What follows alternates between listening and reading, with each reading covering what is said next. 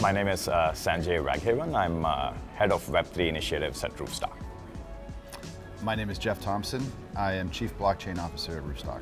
So Roofstock is a prop tech company, been around since 2015, focused on making single-family rental homes more accessible as an asset class.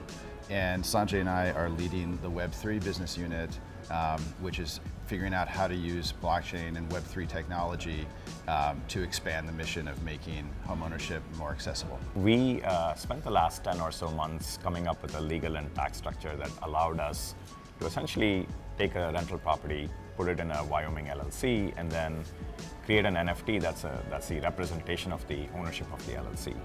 And so when somebody buys this NFT on a marketplace, it could be OpenSea, looks rare, or we have our native marketplace hosted by Origin Protocol. When that transaction is written to the Ethereum blockchain, you become the new LLC owner, and as a result of that, you become the property owner. So essentially what we've done is taken the 3 or 4 weeks of traditional closing process and brought that down to a couple of minutes. This blockchain and real estate, people have been working on trying to figure out how to crack that code for at least 5 or 6 years.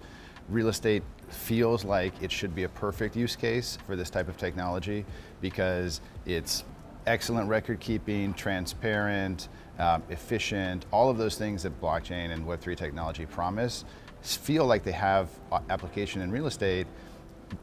No one has actually figured out how to scale that. And so our company, about a year and a half ago, decided to spend a little bit of resources, my time and Sanjay's time, to research whether we should get into it, and we found some business cases, and then it turned into its own business unit. I'd like to add that Geoff was previously general counsel at Roofstock, and I'm a finance and prior finance and banking background.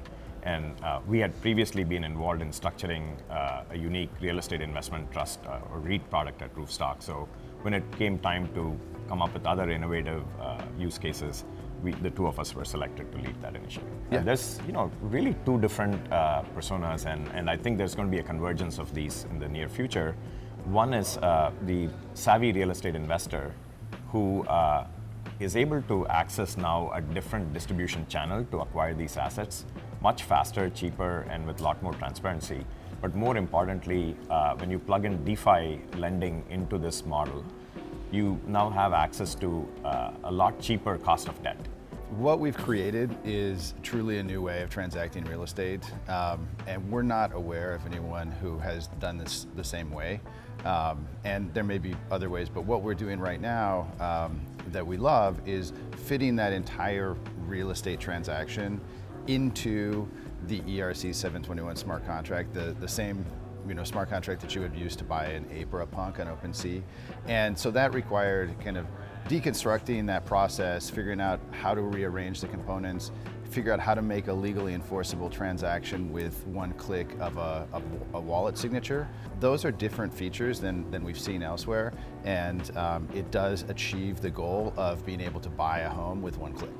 And to add to that, right, even though our Web3 unit is a small 6-7 people, there's a 600 people company behind us that's an absolute expert in real estate, has been doing this for 7 years, and has transacted over $5 billion of GMV through the platform.